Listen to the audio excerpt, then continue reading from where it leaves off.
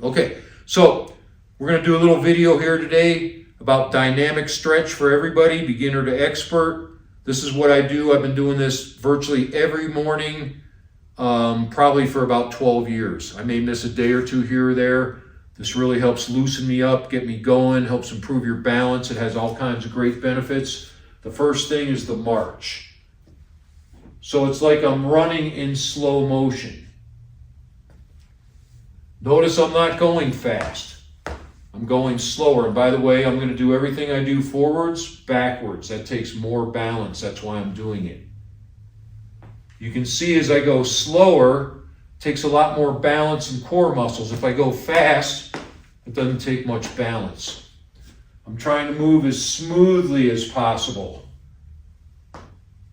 At first, that might be too much, especially for us older people. So you might just start without the hand movements and just use your hands for balance and just move slowly with your legs. For a lot of people, a lot of older people, that's going to be too challenging on the balance. So you could start along your kitchen countertop. Holding on. Don't be afraid to hold on. It'd be better to hold on and be smooth than not hold on and be herky-jerky like that. You can also, at home, you don't have these parallel bars. You could get 2 chairs on each side. You can do the movements holding on in place. This would be your most beginner version of this. Safest version, best way to start. If you're a little bit older, haven't exercised much, don't have very good balance, start like this. Then pretty soon, you're only holding on with one hand. Then pretty soon, you're only holding on with one finger. And then pretty soon, you're able to do it like this, but if you lose your balance, you got something to grab onto so you don't fall. We don't want anybody to fall. Okay, so we have that march, forwards and backwards. The most advanced version of the march, the way I do it, is the dorsiflex or toes up march. Notice now that I'm keeping my toes up the whole time, forwards, and this is challenging, backwards, toes up. A lot more challenging on my balance, and it's working these really important tibialis anterior muscles that lift your toe up so that you don't shuffle as you get older. Okay. Complementary to the march is using all your hip flexors. It's strengthening, it's lifting 30 pounds or whatever your leg weighs each rep against gravity. I'm lifting a 30-pound weight. At the same time, it's stretching these muscles, the glutes and hamstrings, dynamically. That means a moving stretch. So now I need the opposite. I need to strengthen here and stretch here. So that's going to be the butt kick.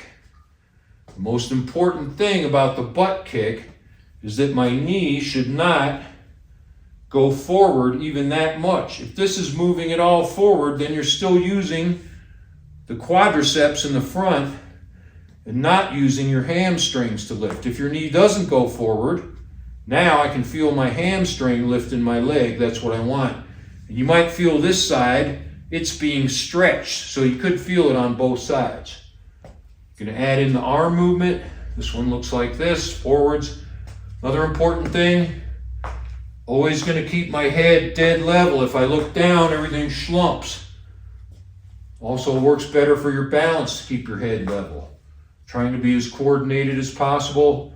After I do a few of these, if I want to be a little more advanced, I can throw in a few of these. This takes a lot more balance and I get more stretch. I pull my leg back and I get a lot of stretch in the psoas. It takes a lot of balance too. So at first, you could be holding on a little bit if you need to. Okay, so that's 2 things, march, complementary to that, butt kick. Next thing, you don't have to do all these. If you find ones that you like or there's one that doesn't work for you or causes pain, then don't do that one. So the next thing I do is toe swipes. I get in this position. Now the only part of my body that's going to move is my arms. Every time I swing my arms, I feel a little extra stretch in the back of my leg up through my low back. When I get in this position, I press my knee down as straight as I can. I dorsiflex my toe, pointing it towards me as much as I can, and then I get a lot of stretch back here. Toe swipes. Obviously, I'm not actually swiping my toe, but I'm trying to get close. Okay, I do a few of those. And then I go into kick-ups. So kick-ups, instead of doing this, I'm going to be doing this with my knee as straight as possible. Takes more balance, puts more strain on your core because it's a long lever leg. You can instantly feel it putting more stress, making these muscles work even more. The trick is to keep your knee as straight as possible. So you don't want to try to just kick really high. You can see my knee was really bent. I'm going to try to keep it really straight. That's the important thing. That's how you get a good stretch in the back all the way up through your low back.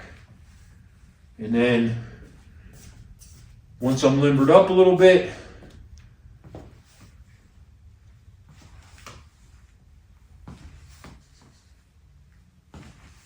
all right, felt pretty good. Okay, now we're going to work our hips. Hip mobility. We're going to do the hacky sack. This is the inside hacky sack. I'm touching the inside of my foot.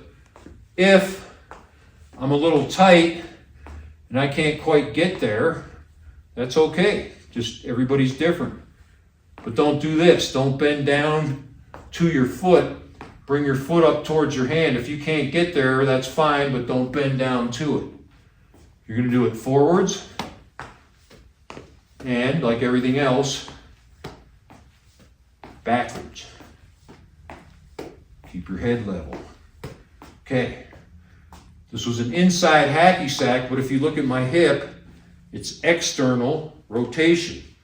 Now we need internal rotation. So now we're going to do an outside hacky sack, touching the outside of my foot. Forwards, with rhythm, backwards. Love that slap noise it makes. All right. Okay, so that was a quick introduction to dynamic stretch. We did a few basic movements: the march, the butt kick, the kick up, the inside hacky sack, and the outside hacky sack. There's all kinds of more of this. You can go on YouTube and Google up dynamic stretch and find all kinds of exercises from beginner to advanced. And I hope this was helpful for you. I practice what I preach. This is really helpful for me. That's why I do it every day. And I hope you might find this useful for yourself.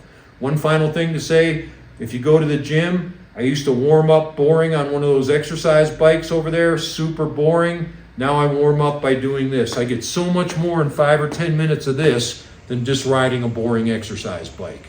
All right, thank you so much. Have a good day.